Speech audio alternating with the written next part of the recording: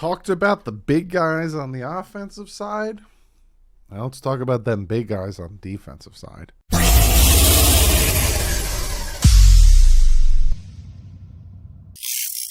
What is up, Finn fans? Breaking down the defensive line camp battle.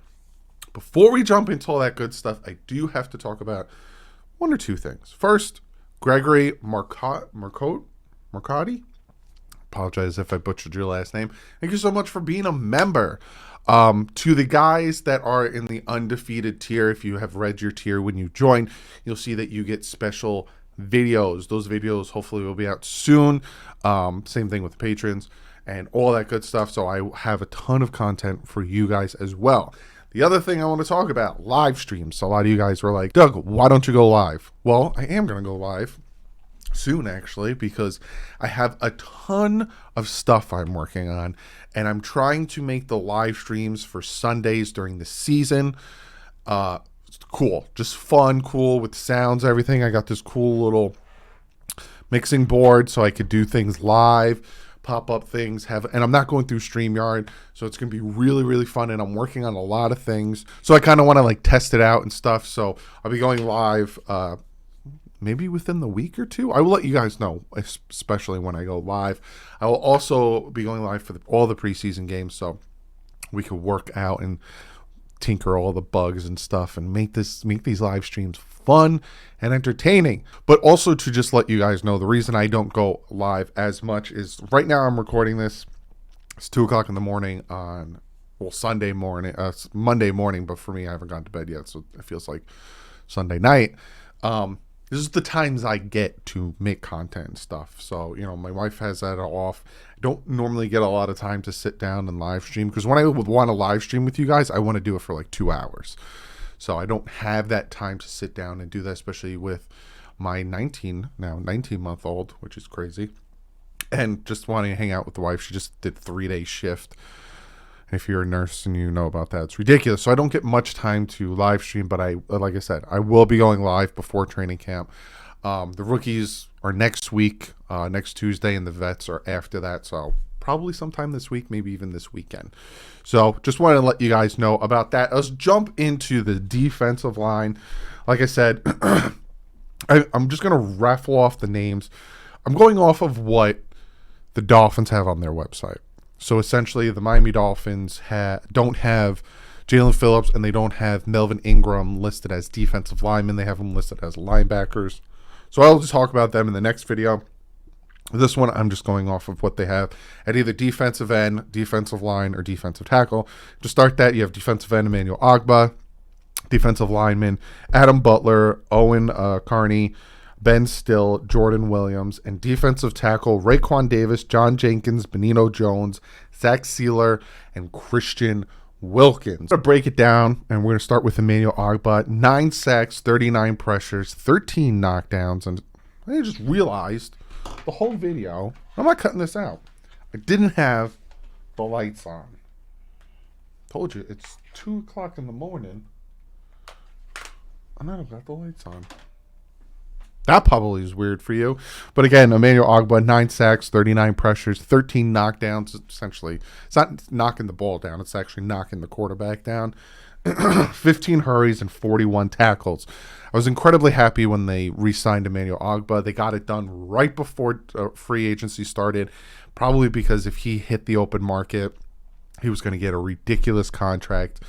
If you go and back and watch the video where I talk about his contract breakdown, it is a very team-friendly contract, and I actually really like the way they structured his contract there. So very, very happy with that. Then we have Adam Butler last year. He had 2 sacks, 8 pressures, 4 knockdowns, 2 hurries, and 17 tackles. His first year with the Dolphins after being with the New England Patriots. Not bad. That's all I can really say about Adam Butler. Not wowing anybody, but also not bad. Not bad at all. Then we have 3 undrafted free agents in Owen Carney, Ben Still, and Jordan Williams. Then when we go to defensive tackles, Raekwon Davis, only half a sack last year, 2 pressures, 0 knockdowns, 1 hurry, and 28 tackles. I've been seeing him working out. I've been seeing him pushing himself, seeing him doing fantastic job just trying to get better and better and better. Got him after the Ravens took J.K. Dobbins. We all wanted J.K. Dobbins. We all wanted Williams, these running backs that were taken right before us. But we also got Javon Holland and Raekwon Davis. And I do like Raekwon Davis. I did like him in that draft. So I'm hoping he goes back to his Alabama form and gets incredibly disruptive. And we have John Jenkins. He didn't do much.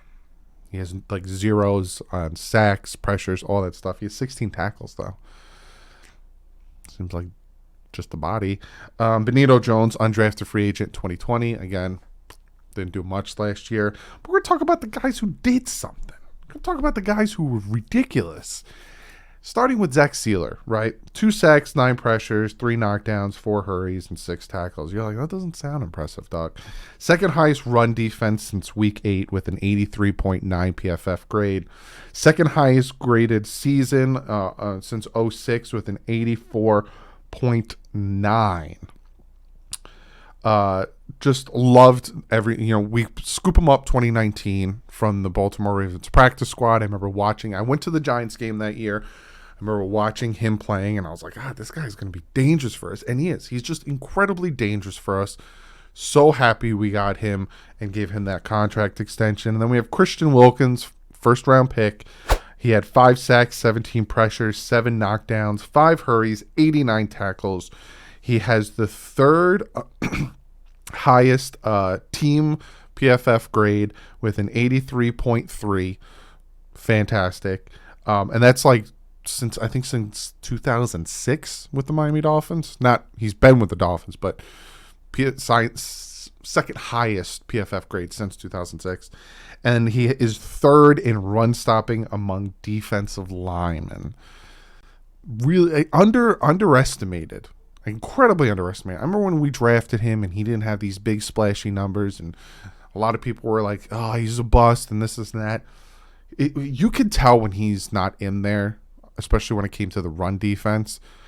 It lacked without him in there. And one other thing, right? These past 2 seasons, 2020 and 2021, 2 targets, 2 receptions for 2 yards, but for 2 touchdowns. He has 100% catch percentage.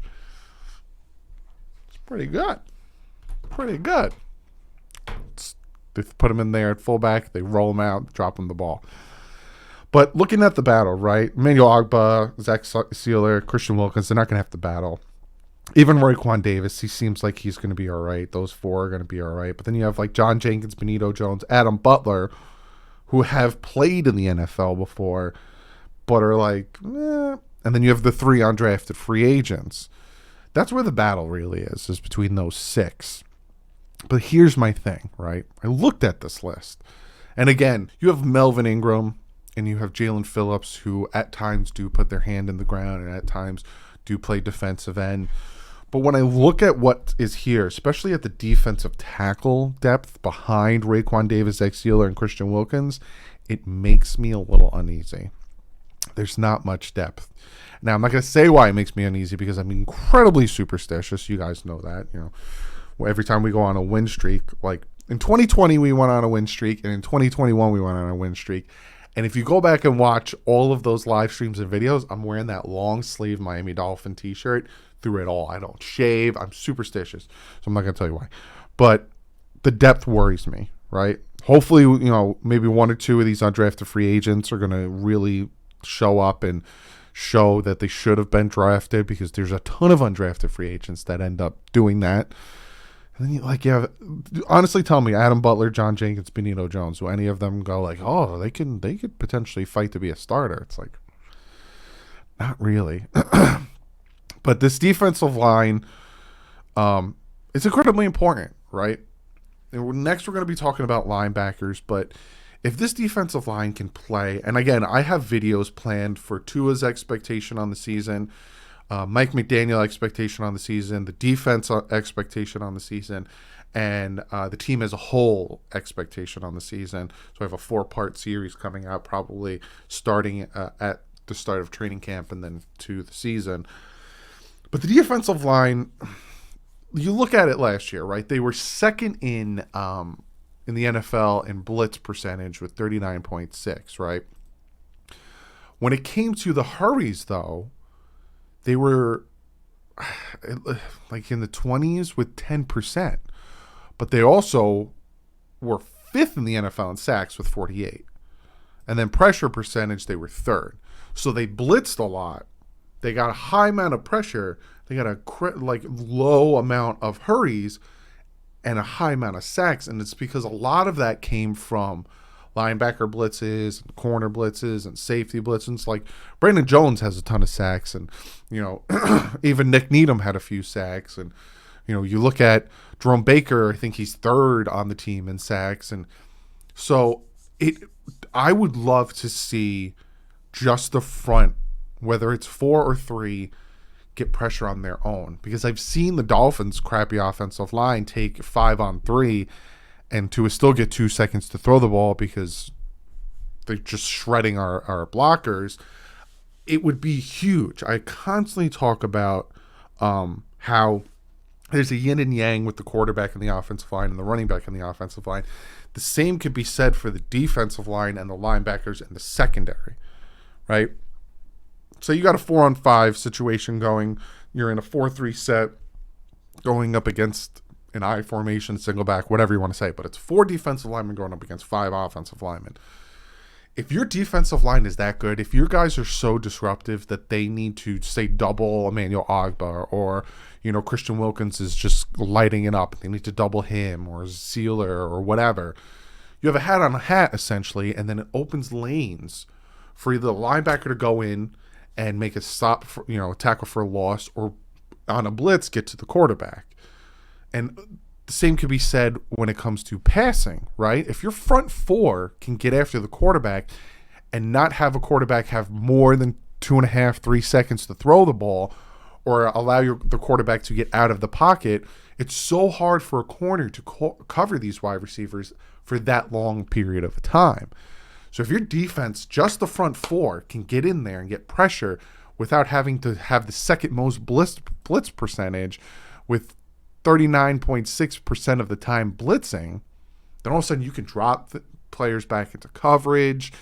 You can jump routes, because you have to throw the ball quicker, so you're throwing more slants. What's the Dolphins did. You're throwing more screens. That's what the Dolphins did. You're running more RPOs. That's what the Dolphins did. Do you know why the Dolphins did that? Because their offensive line was garbage. And then all of a sudden you can start jumping these routes, getting interceptions, jumping these routes. So I'd like to see that. But again, looking at this defensive line, the depth worries me. So we'll see. Maybe, again, some of these undrafted free agents can show up and all of a sudden really surprise people and take somebody's job. But that's what I got for you in this video. Be sure to comment below. Let me know what you think. Does the depth worry you as much as it worries me, or am I just being a little bit of a hypochondriac? Again, I just want to win. That's all that matters to me, is I just want to win. I don't care who is doing what, where on this team. I don't care where you put them. I just want to win. That's all that matters to me. So comment below. Let me know what you guys think. I will see you tomorrow in another video, maybe top 10. Another top 10 video. A lot of you guys have been throwing those at me. Maybe some other type of video. But on that, guys, like usual, stay classy. My fins up.